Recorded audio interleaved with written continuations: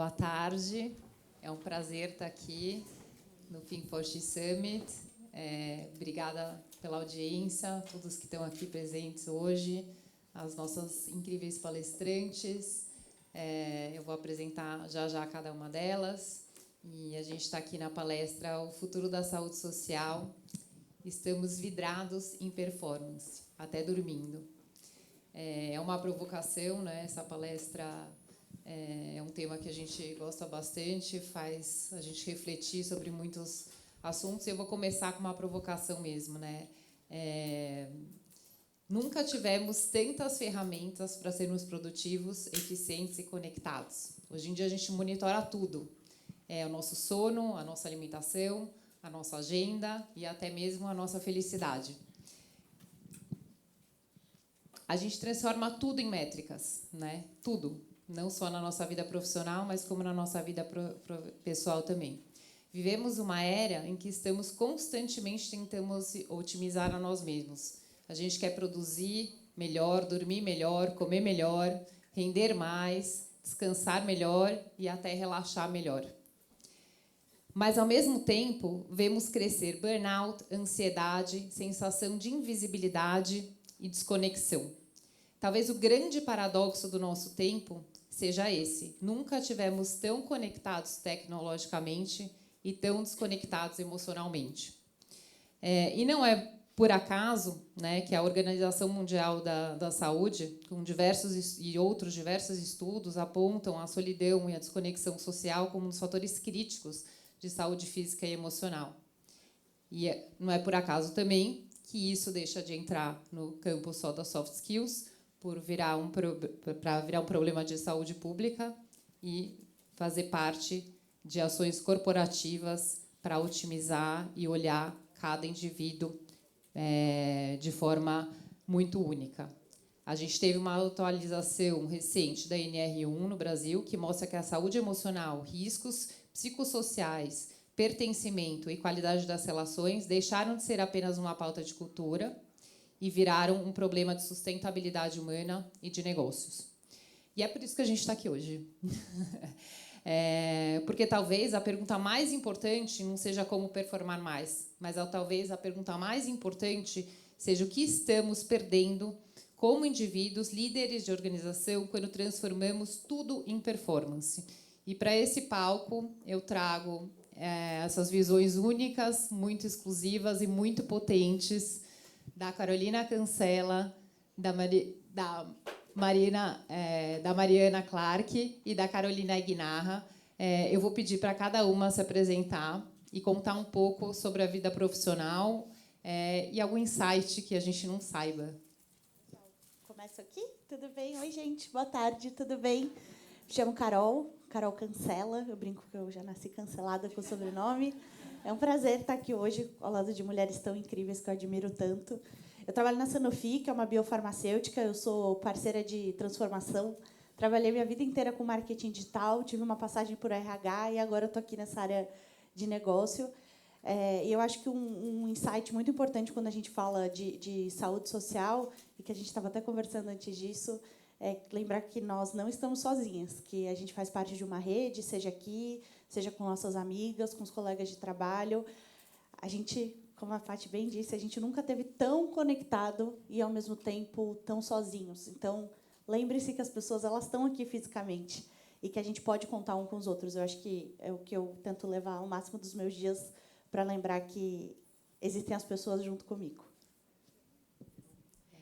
Bom, boa tarde, eu sou Mariana Clark, prazer enorme estar aqui. Obrigada, Pati, pelo convite, Carol, organizadora desse evento tão bonito. Eu sou psicóloga, eu trabalhei durante 18 anos na área de recursos humanos, e em 2017 eu fiz uma transição de carreira. Fui fazer uma especialização em perdas e lutos e prevenção de adoecimento.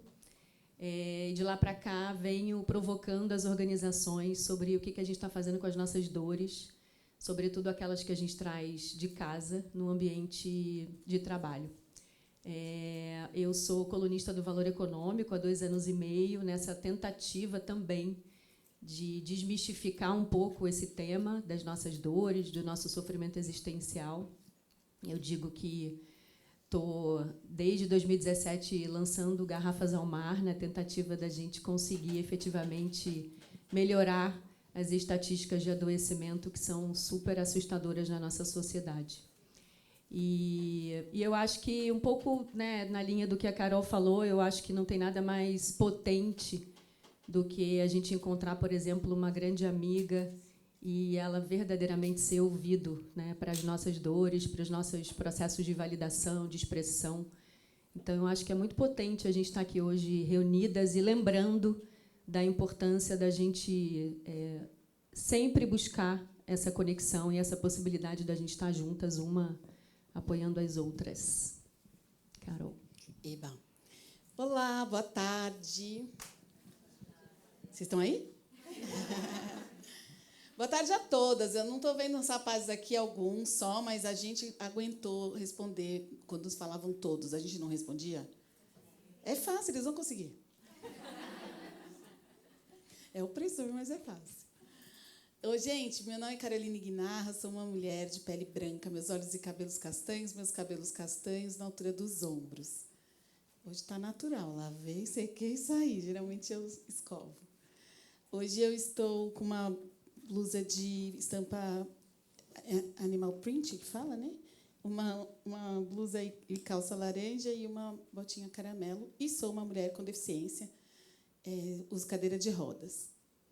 É bem difícil a gente ter que falar rapidinho da gente. Eu brinco que meu Instagram é um livro aberto, pode ir lá, vocês vão me encontrar. Inclusive, Paty me conheceu bastante fazendo o estudo de quem ela entrevistaria aqui por lá. Resumidamente, eu sou uma empreendedora social, eu fundei a Talento Incluir, uma consultoria que faz empregabilidade de pessoas com deficiência. Atuamos no mercado há 18 anos, já incluímos mais de 10 mil pessoas com deficiência no mercado de trabalho, em mais de 700 empresas, e, possivelmente, a gente está ou esteve no banco que você trabalha, se você estiver trabalhando em banco, seja ele banco de varejo ou banco de investimentos, a gente passou já por muitos deles e está em alguns deles ainda. Eu sou conselheira do Instituto GI Group e também do Integrare, faço parte do Comitê de Conselho do Comitê Paralímpico, e também do movimento Elas Lideram do Pacto Global da ONU. Eu estou como colunista no Meio Mensagem e também na HSM Management. Na Talento Incluir, eu lidero uma galerinha aí de 40 pessoas e também sou sócia da Juliana, que é minha melhor amiga, num outro negócio chamado Talento Sênior. Mas a maior performance da minha vida não é nada disso. A maior performance, a gente vai falar disso, né? Como a gente cansa de tentar performar, se chama Clara, minha filha, ela tem 20 anos. Então, junto com essa carreira, assim como muitas de vocês, concilio a maternidade. É maravilhoso, dá para ver a potência dessa nossa conversa e as visões diversas sobre temas que impactam todas nós. E eu queria, justamente sobre isso, saber a opinião de vocês. Quando vocês viram o tema da nossa palestra, que é o futuro da saúde social, estamos vidrados em performance até dormindo, eu queria saber, do ponto de vista de cada uma, o que mais impactou e o que assim, genuinamente fez refletir a prática de vocês. Quer começar, Mari? Quero. Eu sou uma estudiosa, né, sobre o nosso sofrimento humano. E eu costumo dizer que nós somos cobrados, né, e exigidos, né, a sociedade que a gente vive exige que a gente tenha uma positividade ou uma felicidade que às vezes pode ser tóxica, né, frente à nossa condição humana, né? Então, os meus estudos têm sido muito como que algumas pessoas conseguem necessariamente ultrapassar os desafios que a vida se apresenta, né? E outras pessoas, às vezes, acabam, infelizmente, não conseguindo encontrar os seus próprios recursos nessa possibilidade da gente crescer, se transformar, sair do outro lado e ressignificar as nossas experiências de dor, né? Então, quando a gente fala nas nossas relações, né, eu acho que elas são absolutamente potentes, né, e capazes da gente poder encontrar, a partir delas, espaços de afeto e de cuidado para que a gente possa efetivamente falar sobre o nosso sofrimento, né? Então, eu acho que essa sociedade, né, isso eu ouço muito relato na minha prática, que é uma quantidade de demandas absurda, a velocidade das coisas que a gente sabe que não vai diminuir, né? Mudanças constantes, sobretudo nas organizações, e relato das pessoas dizerem que tem um baixo aparato psíquico para a gente dar conta, né? Baixa quantidade de ferramentas para a gente dar conta de tanta demanda, sobretudo quando a gente fala nos nossos papéis, né, Carol, de mãe. Então, se a gente tem uma alta demanda para determinada coisa, com baixa capacidade para a gente responder a isso, necessariamente a gente vai entrar em sofrimento, em angústia e tudo isso. Então, além disso, né, acho que a gente está sendo o tempo todo convocado a não entrar em contato com essas experiências por conta de tudo isso que eu falei e performar a qualquer custo, né? Ou seja, a conta não fecha e não fechará, né? Se a gente continuar numa batida. E a minha perspectiva é sempre muito individual. É claro que o contexto ele importa, né? Carol está aqui para me provar isso, para nos provar isso. O contexto ele é fundamental.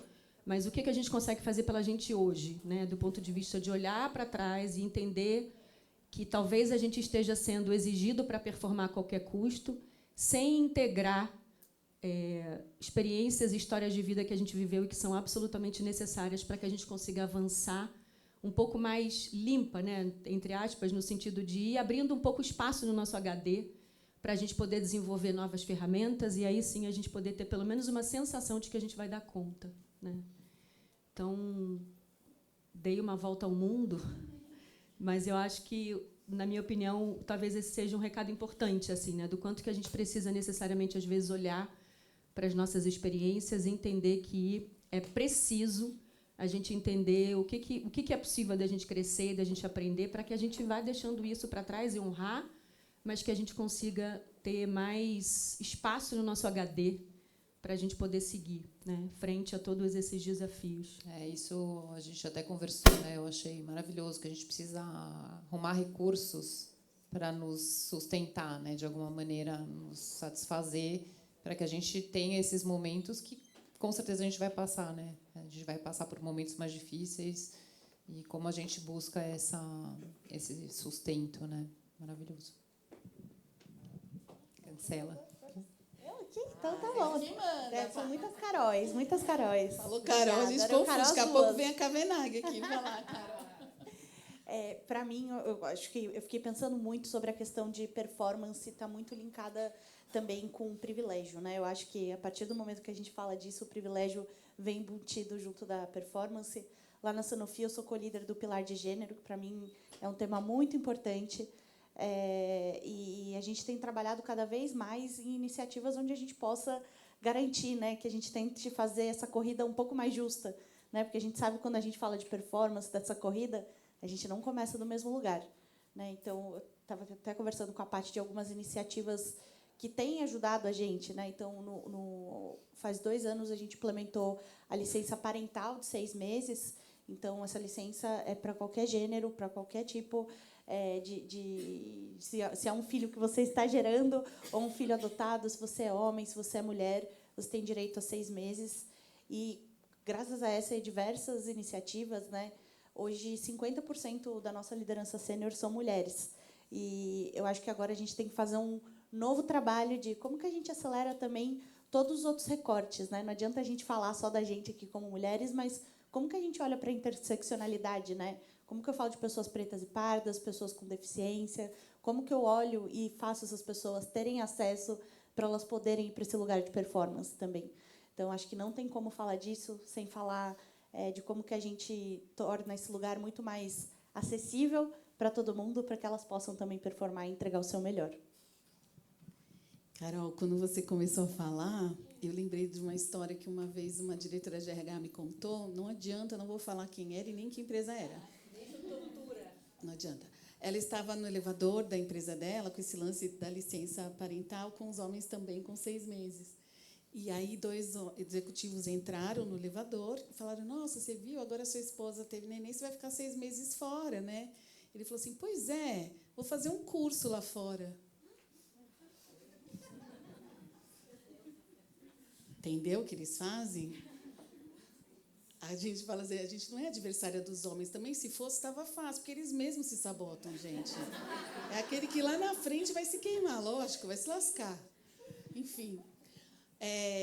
Mas, então, eu estou falando isso para a gente ficar atenta nisso, né? Porque a gente faz para ele ir lá e ser pai, e ele vai fazer curso para ele ser um executivo melhor quando ele voltar da licença. Quer performar mais. Quer performar mais. Quando você trouxe essa pergunta, a primeira coisa que eu lembrei quando eu li foi o sonho que eu tinha tido fazer aquela semana ali, pouco tempo. Agora, tá, gente? Eu sonhei que eu estava... Porque eu mesma me intitulo de a chata do rolê. Sou uma profissional de diversidade, minha causa é a causa das pessoas com deficiência, mas eu também, já perceberam, eu sou feminista, eu também sou antirracista, eu trabalho para me desconstruir no machismo, no racismo, no etarismo. Não existe, na minha opinião, pessoa inclusiva de uma causa só. Então, eu tenho um esforço para que eu aprenda todos os dias em tudo que eu tenho que desconstruir. E você sabe que, quando você vê uma situação racista e você não fala nada, você está sendo racista junto. Então, quando eu vejo os papinhos machistas no churrasco da família, eu vou lá e falo. Isso é tão presente. E aí, eu brinco, vou contar essa piada. Não é piada, é verdade, é que eu já conto em todas as palestras, mas vou contar aqui que eu estou achando que eu tenho tanta carinha desconhecida. Nem me convidam mais para o churrasco. Até meus primos. Só que, como meu marido é legal, eles convidam ele, aí eu vou junto. Enfim, e eu estou contando isso porque eu sonhei que eu estava debatendo racismo com alguém. Aí eu falei, não sei tudo, eu estou me letrando, eu sou uma pessoa racista em desconstrução. Você está se letrando? Quem é que você já leu? E eu, no sonho, eu li Lázaro Ramos... Na Minha Pele, eu li Sueli Cordeiro, comecei a falar às pessoas. E aí, nisso, eu acordei. E eu, acordada à noite, fiquei tentando lembrar os autores. Eu falei, gente, eu querendo performar, lacrar no sonho e lacrar Eu lembrei do sonho quando você fez a pergunta, né? E isso, assim, acho que, para mim, assim, elas foram geniais na pergunta. Eu não vou falar, nas respostas delas, eu não vou falar mais do mesmo, mas, para complementar essa primeira rodada, o quanto que a gente se exige para saber tudo, o quanto que a gente se exige para performar. Eu tive uma oportunidade de palestrar no fim de semana agora, e eu fui falar sobre exaustão no sábado. E aí eu fui estudar um negócio que se chama fadiga de performance, que é um sabotador de carreira da mulher. E a gente tem que performar. Só que a gente tem que entregar muito, e a gente também tem que estar de unha feita, a gente também tem que estar com a filha super equilibrada na escola, a gente também tem que estar com a janta já providenciada. E essa performance é muito sobreposta, né, de atividades e de tantas coisas que a gente, como mulher, muitas vezes assume fazer. Eu até disse recentemente, no Dia das Mães, fui convidada para falar sobre o meu papel de mãe. Eu falei, cara, até eu me cobro. Quando minha filha está adoecida, está no hospital, vai para o pronto-socorro, eu quero ir, eu que quero ir. Como assim você não vai? Como é que não é a mãe que vai dormir no hospital? É a mãe que tem que dormir no hospital. E, se a gente pensar bem, a mãe, assim, ela tem um pai incrível. Ele é melhor do que eu para saber os remédios que ela toma, porque eu esqueço até os meus. Então, quem ajuda essa parte é ele. Por que tem que ser eu? Né? Por que a gente não pode revezar? Então, por que a gente tem que ser essa leoa? Então, essa performance também existe com uma autocobrança. Então, quando a gente começa a trazer para a consciência, esses dias, minha sogra, mas não é possível que você não vai fazer arroz para o seu marido. Eu não vou fazer arroz para o meu marido, ele faz arroz muito melhor que eu. Eu não sei fazer, eu não gosto de fazer, e eu trabalho tanto de horas que ele trabalha. E a gente está tudo bem com isso, né? Porque a cobrança vai vir da sogra, vai vir. E a gente tem que trazer para a consciência para performar no limite, né? Assim, humanas. E aí eu percebi que você falou muito da sua vida pessoal, né, nisso. Eu quero ser eu quero fazer, eu quero performar como mãe. Como funciona isso na vida profissional, né? Eu trago uma pergunta aqui um pouco sobre isso, né? Que quando uma pessoa sente que precisa esconder partes importantes de quem ela é para ser aceita. Isso também é uma forma de performance, né? Eu queria saber a sua opinião sobre isso. Cara, esse sábado, no mesmo evento que eu palestrei, estava uma mulher chamada Dani Cachiche. Ela é uma CEO executiva da Ambev. E a Dani, ela foi com uma camiseta escrito: sou mãe suficientemente boa. Não, mãe suficientemente boa. E atrás o autor dessa frase. Essa frase não é dela, ela contou a história que ainda não gravei. E ela foi com a filha dela. A filha dela estava assistindo ela na palestra. A filha dela tem 17 anos. E E a Dani eu já estava nessa consciência de não ficar me pressionando para tudo. A Dani liberou, me validou. Falou, cara, você tem que ser mãe suficiente de boa. Perfeita você não vai ser, porque não existe perfeição nem na vida profissional, nem não existe. Pensa a frustração que a gente tem de tentar fazer o que a gente nunca vai conseguir. Frustra, e a saúde emocional vai para onde? A saúde social vai para onde? E a gente fica com a cabeça, imagina. E quando... como é difícil não ser você, né? Eu adoro falar sobre isso. A minha condição me fez perceber uma questão muito importante. Eu vivo uma deficiência que não dá para esconder. Então, eu já chego com ela. Mas tem condições que eu vivo que dá para esconder. Vocês aí não sabem que embaixo da minha calça tem uma fraldinha. Eu uso fralda geriátrica. Vocês aí não sabem que, para eu esvaziar a bexiga, está aqui. Ó, eu tenho um kitzinho, que tem a sonda, tem o saquinho. E aí eu tenho um jeito diferente de fazer xixi. Eu podia esconder tudo isso, não podia? Mas eu não escondo, porque quanto mais eu naturalizo, mais fica natural para mim e para vocês. Mais vai ser natural quando você estiver mais velha, tiver que usar uma fralda, você não vai falar, Deus me livre de uma fralda. Fala, aquela mulher com 47 usava. Eu usava com 22, eu não tenho vergonha disso. Então, eu quero naturalizar aquilo que o mundo mistificou e trouxe para um lugar de errado. E eu seria assim, certamente, se eu tivesse uma deficiência oculta. E tem pessoas que têm deficiência oculta. Estou aqui com a minha amiga Paty, levanta a mão, Paty, que é uma mulher com deficiência oculta. E as pessoas com deficiência oculta, assim como as pessoas que são da comunidade LGBT, passam a vida tentando... Passaram, muitas já não precisam mais, mas muitos passaram a vida tentando esconder uma parte importante de você. Imagina você chegar no trabalho e falar que você saiu no fim de semana, foi viajar com o seu marido, e não é marido, é esposa. E aí você precisa esconder isso. Aí, daqui a pouco, vão perguntar de novo, aí você fica alerta para não mentir, para não pegarem você na mentira, para esconder nas redes sociais. Esse alerta faz a gente gastar a nossa energia para um lugar que tirou a energia do trabalho, da entrega e da performance. Percebem que, nesse exemplo, fica muito claro o quanto a gente se molda, né? Eu cheguei aqui, eu demorei para me arrumar, porque eu queria achar um jeito de ficar do jeito que eu ficaria na minha casa. Essa semana passada, eu fui no Rio to See, e aí eu fui assistir um painel de uma mulher, que não sei se todas conhecem, né? As jovens talvez não conheçam, mas as mais velhas, como eu, eram fã dela quando ela apresentava MTV. Fui assistir um painel de uma mulher chamada Astrid. E quando a Astrid entrou naquele palco, ela tirou o sapato e cruzou as pernas aqui, ó, como se ela tivesse sentado no pé, sabe, assim, cruzadinho, como se ela estivesse sentada no sofá da casa dela. Eu olhei aquilo e falei assim, é assim que eu quero ser.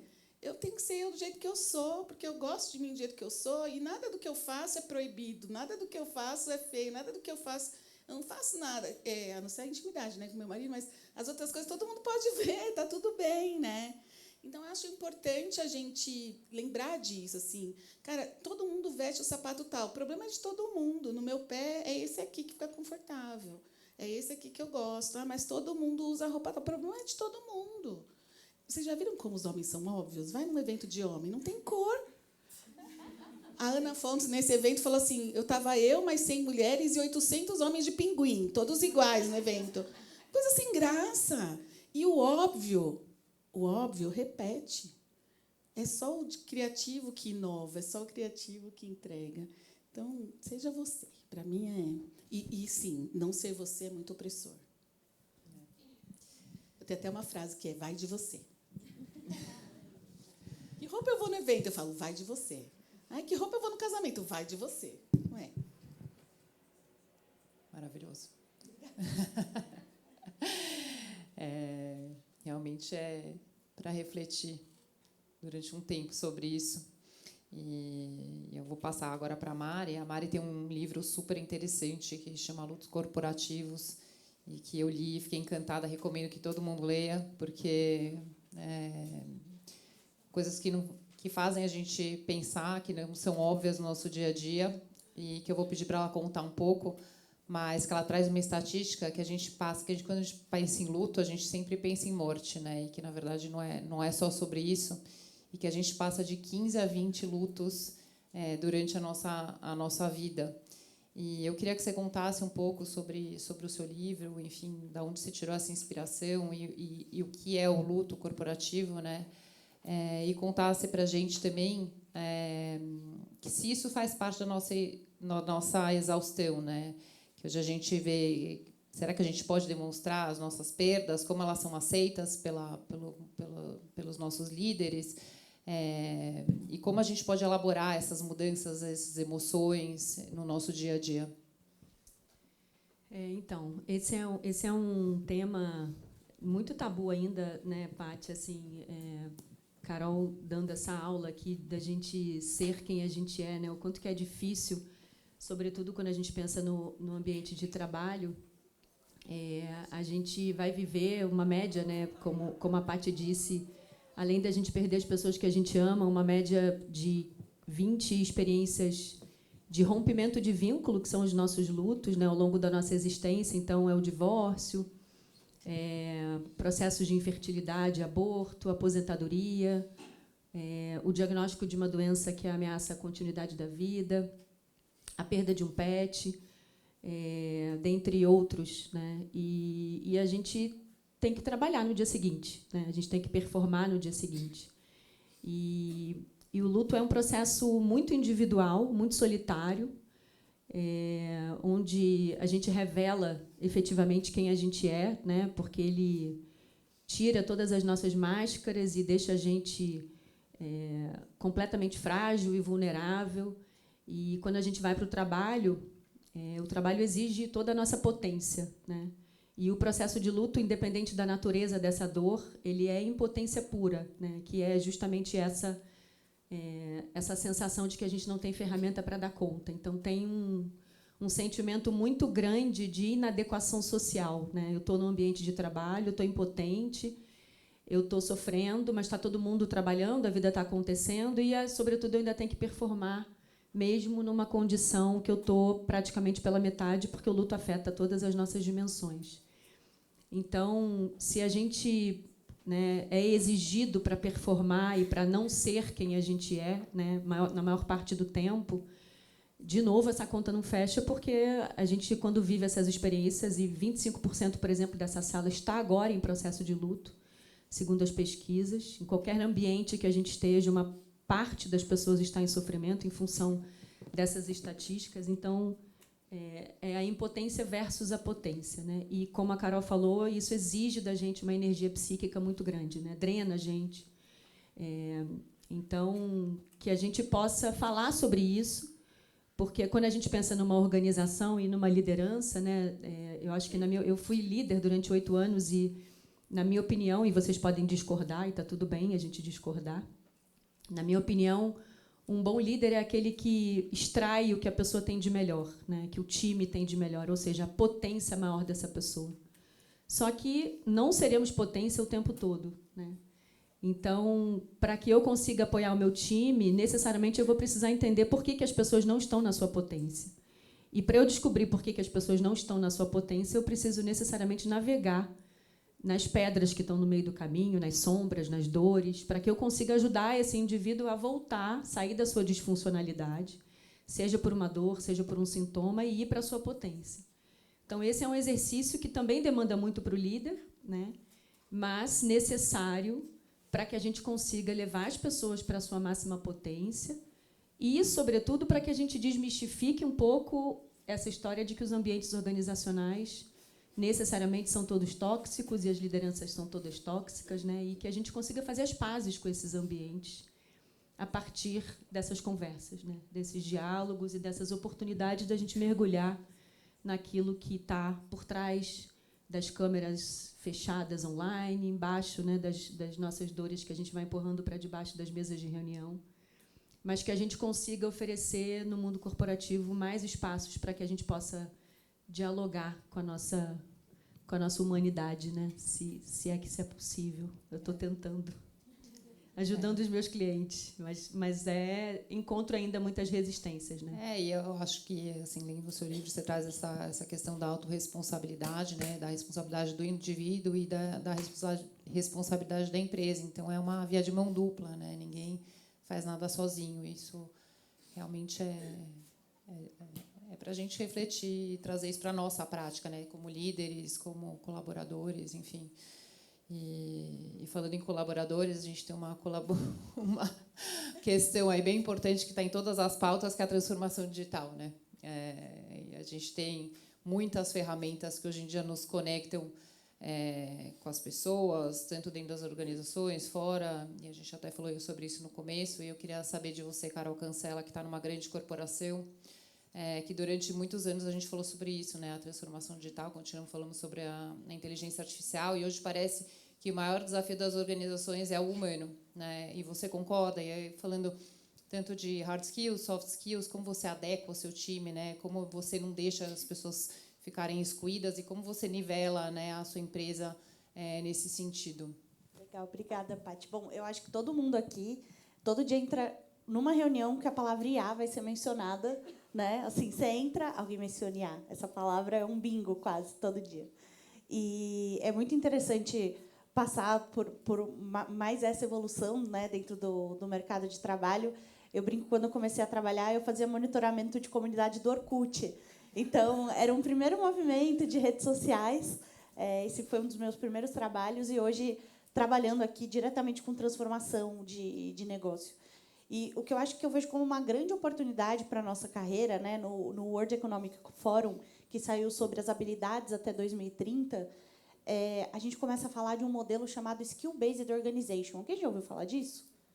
Não? Algumas pessoas sim, outras não. É um novo modelo onde a gente olha para as organizações baseado em skills, que na tradução são habilidades. Né? A gente para de olhar falando assim, eu me formei em publicidade, eu vou ser publicitária até o meu último dia, vou me aposentar ali. A gente vai para um lugar onde a gente começa a olhar para as habilidades das pessoas. Essa pessoa tem uma maior adaptabilidade, essa pessoa tem colaboração, que são as soft skills. Ou ela tem uma hard skill, ela conhece tal programa. Ou agora a gente já fala até de fluência digital, né? Porque a tecnologia avança tão rápido que nem dá tempo de você se tornar um grande especialista naquele tema. Então, eu acho que essa é uma grande oportunidade que a gente tem hoje olhando para a carreira. A Sanofi começou a atuar nesse modelo, a gente chama de Skill Power, que é onde a gente começa a olhar para as habilidades das pessoas.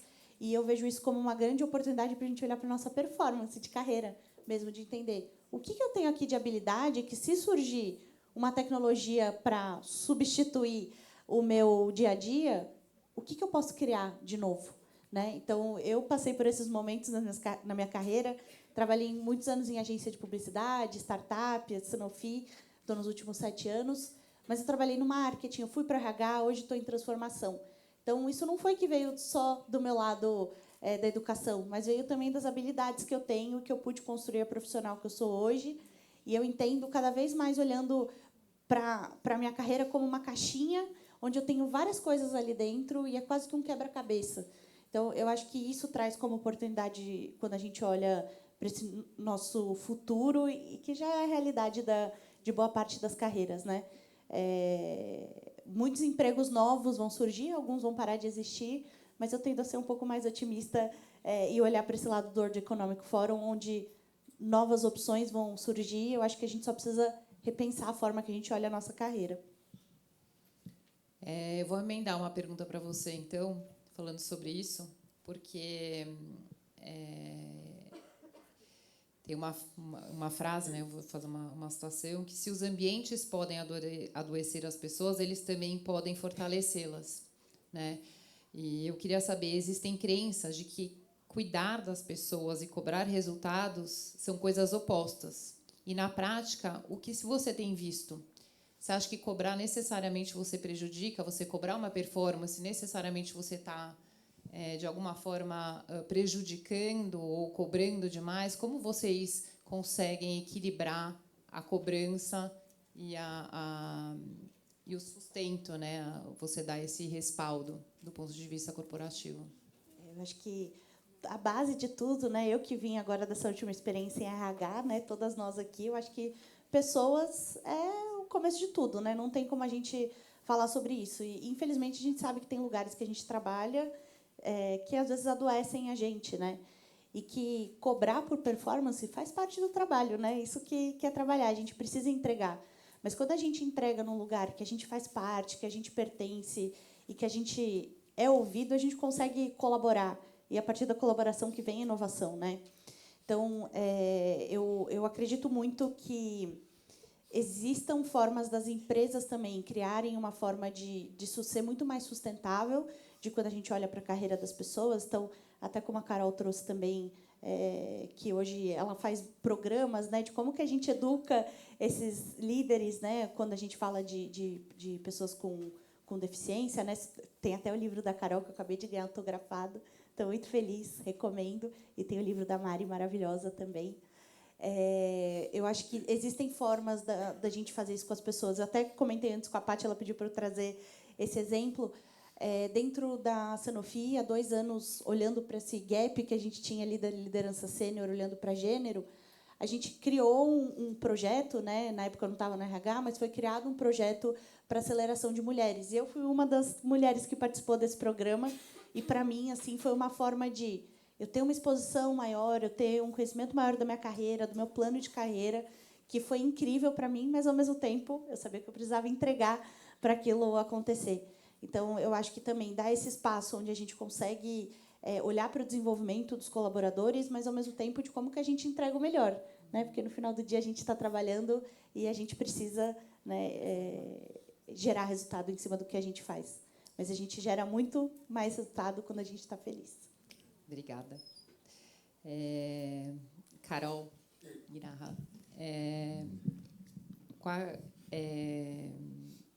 Talento Integrar, você participa no dia a dia com, né, o reposicionamento de vários profissionais em diversas empresas, diversos setores, e você lida com muitas lideranças. E eu queria saber qual é o comportamento de liderança que mais gera pertencimento no dia a dia. Você sabe que, quando você pôs essa pergunta para eu já pensar, obviamente a gente ensaia, né? A gente tem uma responsabilidade enorme para entregar conteúdo para vocês que são tão importantes. Então, quando você traz essa pergunta, eu penso, cara, eu queria ter essa resposta. Qual comportamento a liderança tem que ter para gerar um senso de pertencimento? Eu treino as lideranças para falar disso, mas não é um checklist, né? É um trabalho de entendimento da singularidade do indivíduo. É um trabalho para entender o que a Carol Cancela começou a falar aqui, que é os privilégios, o reconhecimento de privilégio. Você não cobra uma pessoa com a mesma régua que você se cobra, porque as pessoas têm experiências diferentes. Então, tem uma série de aprofundamentos que a gente precisa fazer para começar a entender esse senso de pertencimento. Mas eu falo que tem uma dica boa, que é o termômetro. O seu liderado fala para você que quer fazer transição de carreira? Alguma vez alguma pessoa da sua equipe falou que está aqui, mas que, na verdade, está almejando aquela outra área? Se ninguém nunca te falou isso, é porque você não dá senso de pertencimento, você não dá ambiente seguro. Porque é isso que o ambiente seguro vai trazer. A pessoa está ali, você ama, está ali, mas, de repente, ela não ama, e está tudo bem. Ela está ali porque encontrou ali uma oportunidade de entrar nessa empresa e que o objetivo dele é ir para outra área. E você tem que torcer por ela, você tem que ajudá-la a buscar esses skills, né, como liderança. Então, a dica para a gente ser uma liderança que abre o caminho de pertencimento de verdade, é um treinamento, assim. E, gente, ser uma pessoa inclusiva é um treinamento. A gente tem que treinar essa skill, é uma habilidade. Vocês sabem que liderar é uma habilidade. Assim, eu treino todo dia. Quando eu entro, você fez a pergunta para a Carol sobre como não oprimir, né, ao cobrar, não foi com essas palavras, mas foi eu traduzindo aqui na minha linguagem. Como é que eu lidero? Eu lidero treinando. Eu não chego na reunião para fazer uma cobrança sem planejar antes. Eu planejo. Eu acho que vai chegar uma hora que eu não vou precisar mais, que eu vou estar hábil o suficiente para fazer isso só. E eu acho que tem gente que nasce pronta. Eu sei que eu não nasci. Eu sei que eu não nasci. Eu sei que, se eu falar do jeito que eu estou sentindo, eu posso trazer emoção demais. Eu sei que eu posso trazer tom de voz mais forte. Eu não sou fofa. Inclusive, a palestra que eu fiz no sábado foi isso. Liderança não é fofura, é postura. Eu não sou uma mulher fofa. Então, eu sei que, na hora que, ainda mais que eu estou com a cobrança, com o cliente, com a nota que não vai sair, eu tenho que planejar, eu me planejo. Então, eu acho que é nesse sentido, assim, se a gente planeja, se a gente estuda, se a gente conhece técnicas de dar feedback e, essencialmente, se a gente conhece a pessoa, a gente vai saber como falar com ela. Então, a dica é essa: um líder que dá ambiente é conhecer a pessoa. E, quando você traz, poxa, ter que esconder que você perdeu o pet ontem, gente, é um ambiente tóxico. Não dá.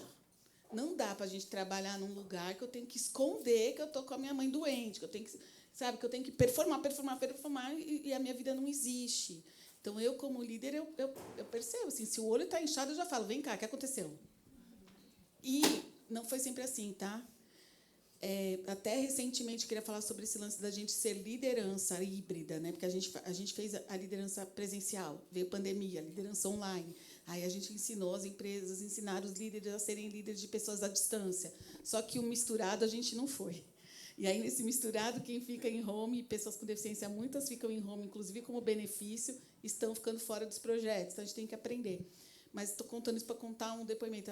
Quem falou? Você. Câmeras desligadas, né, Mari? Eu perdi um garoto no meu time.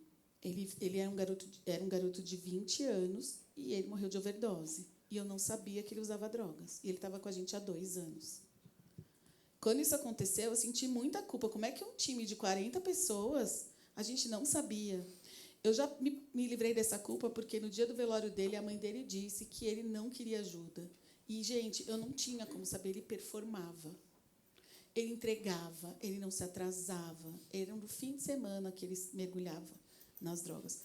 Mas em alguns momentos ele estava de câmera fechada, mesmo com a gente pedindo. Então, teve um sinal que eu não soube ler. Então, acho importante essa conexão, né? O quanto que a gente tem que estar conectado para a gente promover esse ambiente de pertencimento, que, no fim das contas, é um treino. E aí eu vou para a Mari, ainda nessa linha, que é como que o líder pode perceber os sinais de sofrimento emocional sem invadir a privacidade, porque também é uma coisa muito delicada hoje, né? Até onde você pode ir. E como você, como colaborador, pode demonstrar que você está passando por um momento difícil, também não sendo mal visto, né? Porque a gente sabe que também tem essa questão. Eu acho que essa é talvez uma outra pergunta de $1 milhão, né? Assim, eu acho que o grande desafio hoje das empresas, né, quando a gente pensa nesse sentido emocional, é a sustentação dessa tensão dessa fricção entre o cuidado e o resultado, né? Necessariamente a gente vai precisar encontrar os resultados, como a Carol falou, né? A gente, para quem não trabalha em organizações sem fins lucrativos, somos todos adultos, né? Então, acho que quando a gente se compromete com um contrato de trabalho, a gente está sendo remunerado e a gente precisa entregar necessariamente aquilo que a gente trouxe, né, de competências e responsabilidades. Isso não está em discussão, né? Então, eu acho que também é importante a gente lembrar que somos adultos e a gente precisa cumprir aquilo que a gente combinou, né? Então, eu acho que tem uma responsabilidade, né, compartilhada, como você trouxe, que eu trago essa proposta no livro, que é a organização, sim, com essa possibilidade de trazer letramento, de trazer programas, de trazer benefícios, rodas de conversa para a gente poder abrir o tema e discutir e levar as pessoas para sentirem, né, a temperatura desses temas que são temas tão áridos.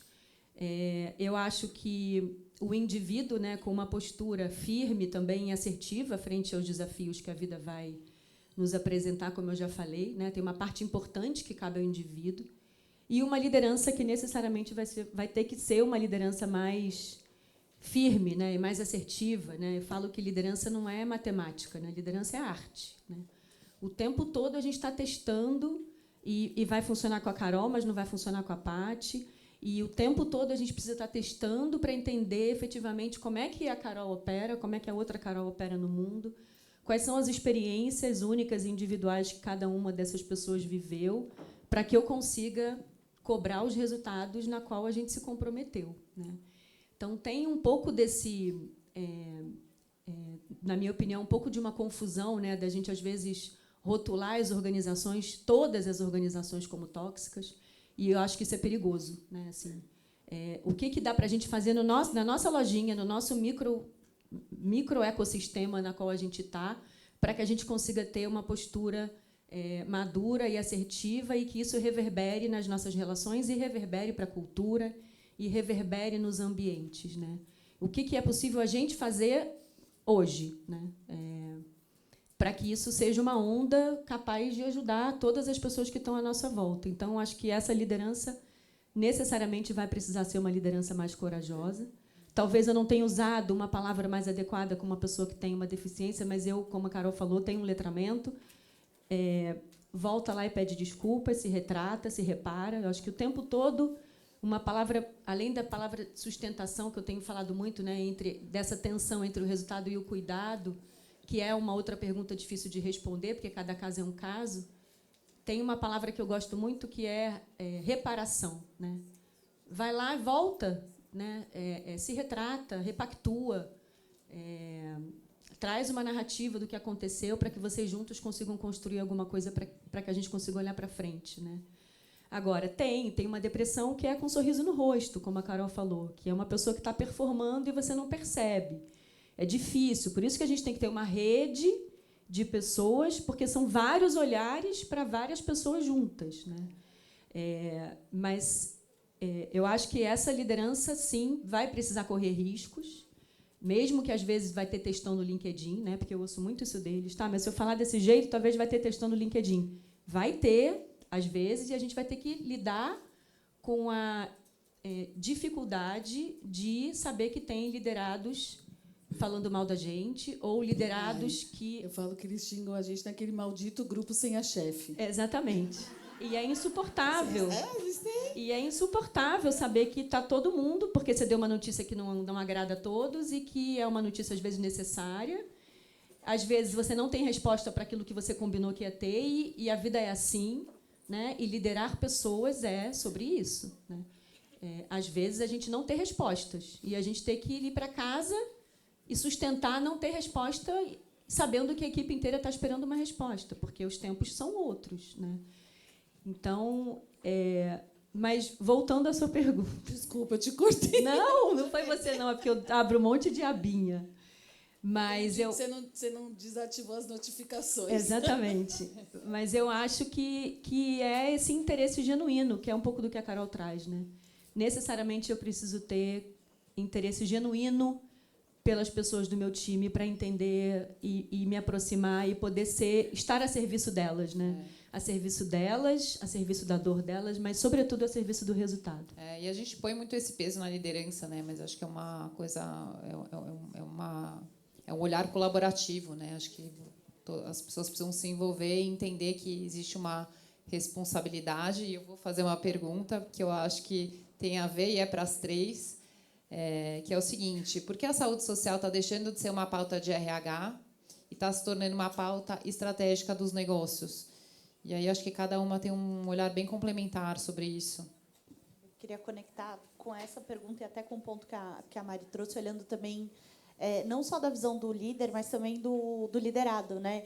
Quando a gente fala de autorresponsabilidade, que eu acho que é super importante. A gente sabe que nem sempre a gente vai estar ali no melhor dia, fazendo a melhor entrega e performando no nosso melhor, mas a gente precisa ter essa autorresponsabilidade sobre a nossa carreira. O Pedro, que é nosso head de RH, ele é meu mentor da vida, eu sou fã. Ele sempre fala para a gente ser protagonista da própria carreira. E eu acho que isso é muito importante para a gente, principalmente como nós, mulheres, aqui nessa sala, da gente olhar e entender que isso também, claro, não tirando, isentando a responsabilidade da empresa e do líder, mas também da gente poder olhar para isso e falar qual que é o meu plano, onde eu vou me desenvolver, para onde eu quero ir, e falar, deixar claro de quando surgirem oportunidades para o seu nome estar ali na mesa. Então, acho que também é legal trazer essa visão do colaborador, que aí eu vou conectar com a questão da pauta não ser só estratégica de RH, mas também da organização da companhia como um todo. Né? As pessoas também são ferramentas, assim dizendo, que a empresa tem. Né? Se a gente perde alguém para o mercado, seja para um concorrente, a gente está perdendo um pedaço que a gente investiu ali. Né? Então, as empresas entendem, não só do RH também, mas todas as outras áreas de negócio, o quanto que tem esse valor das pessoas. Né? Porque é isso, falando de novo do bingo da IA. Tudo que é informação, a gente vai ter ali dentro da IA. O que eu precisar buscar, ela vai ter a resposta. Mas quem que vai me trazer o pensamento crítico, a criatividade, a colaboração, a adaptabilidade, isso vai vir da gente. Não tem como a máquina substituir quem a gente é. E aí, quando a gente perde isso e essa pessoa sai da empresa, você perde um valor imenso, né, que foi investido. Então, por isso que não só o RH, mas outras áreas hoje se preocupam também de como que a gente consegue manter essa performance e, ao mesmo tempo, você também manter o bem-estar do colaborador.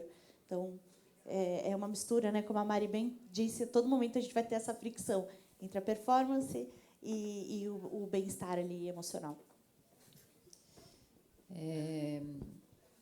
Vocês acham que isso se limita ao RH? Qual é a limitação do RH e como a interação com as outras áreas da empresa?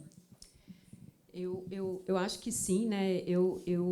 Durante os meus últimos 4 anos no mundo corporativo, eu tive o privilégio, né, de liderar equipes de segurança e medicina do trabalho. Foi meu primeiro contato com toda essa problemática de adoecimento mental, de FAP, de afastamento de INSS, de diagnósticos e tal.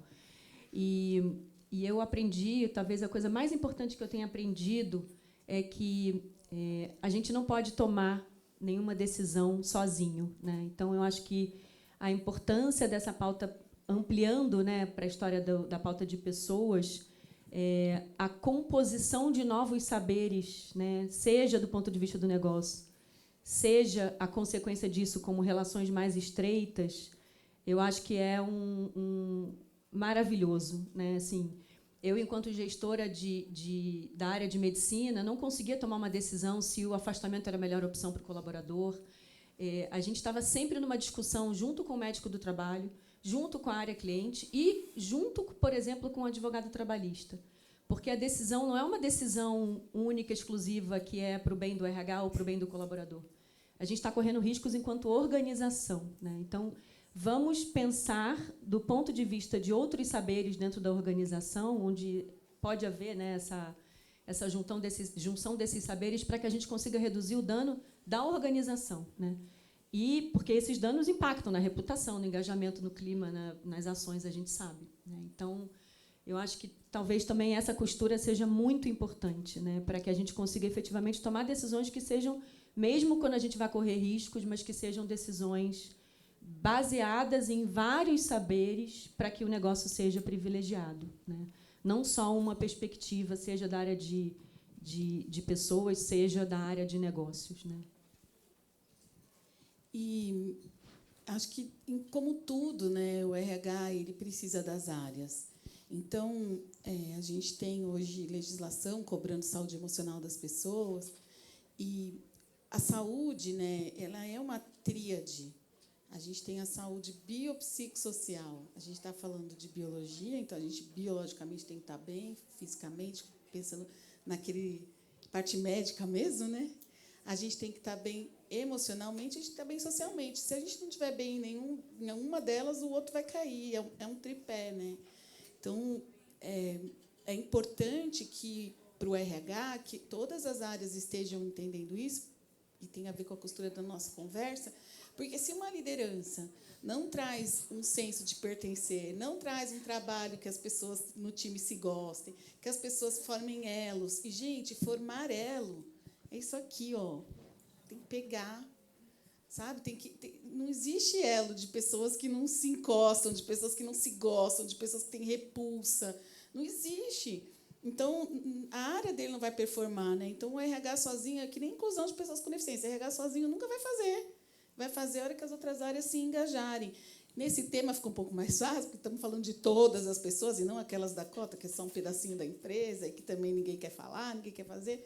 Fica um pouco mais fácil, porque, no fim, ele percebe que, se ele tiver as pessoas, né, conectadas, vamos falar elas, para nós sermos líderes, elas conseguem, a gente, como liderança, consegue, para a gente botar palavras ao vento, né? É importante a gente pensar nisso. E eu queria até voltar um bocadinho na resposta que a Mari estava dando, que foi genial, sobre a questão da autorresponsabilidade, né? Cara, eu vou contar uma história, porque a história vai fixar. Eu fiz um trabalho com a minha equipe, com o meu time, e estava achando que estava todo mundo sabendo. Aí, resumindo, eu tinha um evento, e eu estava imaginando que todas essas pessoas iam no evento, porque eu achei que eu tivesse passado a mensagem clara. E, no dia, eu senti falta de uma das pessoas. Mas aí, o que eu pensei? Ela não conseguiu vir, está tudo bem. Deixa eu perguntar para essa pessoa o que aconteceu. E eu perguntei desse jeito. Oi, tudo bem? WhatsApp, mensagem de texto. Senti falta de você ontem. Está tudo bem com você? E a pessoa já levou para a cobrança. Foi ela que levou para a cobrança. Eu fiquei preocupada com ela. Eu sei que eu não passei a mensagem direito, e eu sei que eu senti falta porque eu estava esperando elas ali. Mas ela não ter ido não me machucou no não ter ido, me machucou, me preocupou se estava tudo bem. Aí veio, mas ela achava que era obrigação minha ir? Ué, eu não fui. E veio para um lugar que percebe que ela que botou na cabeça dela que eu estava cobrando, eu não estava cobrando. Eu estava preocupada se a pessoa estava bem. Então, muitas vezes, a gente especula o que está na cabeça do líder. Mas o líder nunca me perguntou se eu estou bem. Pergunta para ela, para a sua líder. Você está bem? Está tudo bem? Como foi o fim de semana? Estou sentindo que você não está bem. Começa você. Por que tem que ser a gente na liderança, a pessoa que está na liderança, que sente tudo? Não sente. A gente não sente, nem mãe sente. É mentira que mãe tem que ser sentir. Mentira. Várias vezes eu não percebo. Bom, algumas podem ter, eu não tenho, eu confesso. Então, é importante a gente também tomar as rédeas, sabe? É fácil culpar. A parte mais fácil é culpar o outro. Não deu certo aqui porque a minha liderança não dá espaço. Porque cara, se a sua liderança oprime, certamente na sua empresa tem ouvidoria. Você não falou nada lá, por quê?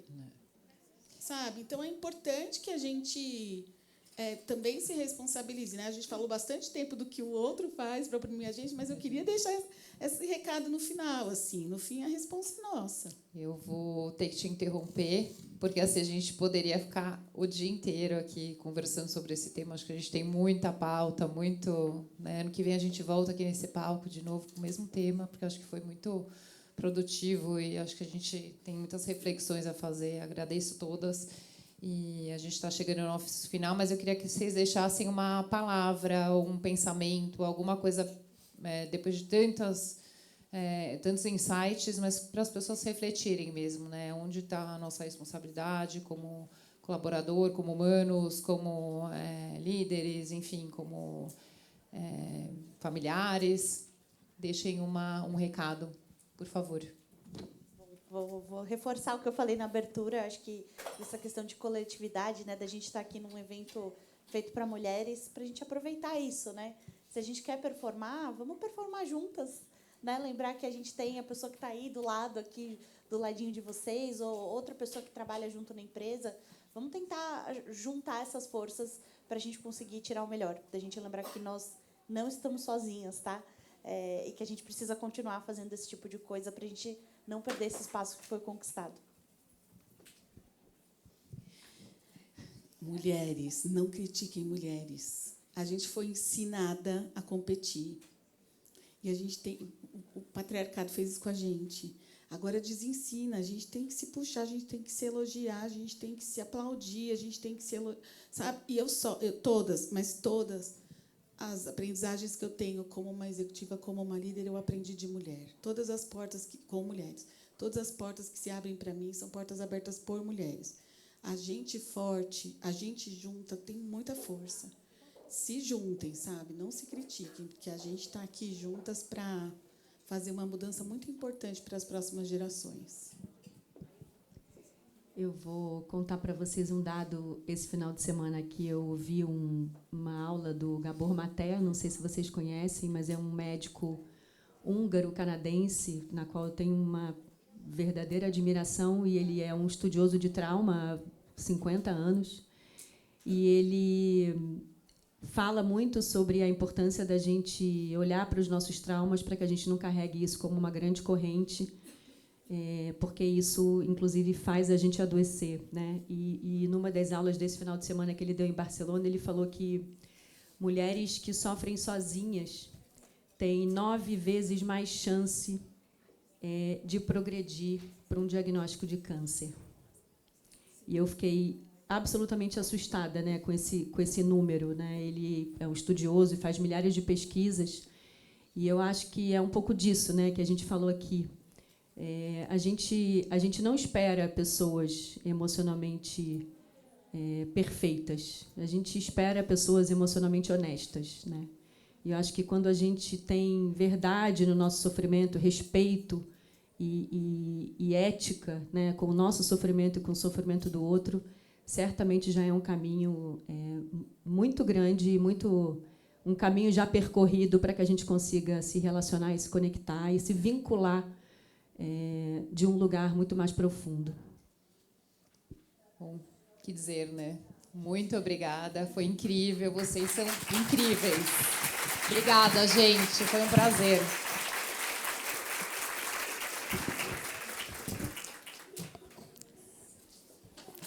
Que conversa incrível, né, menina?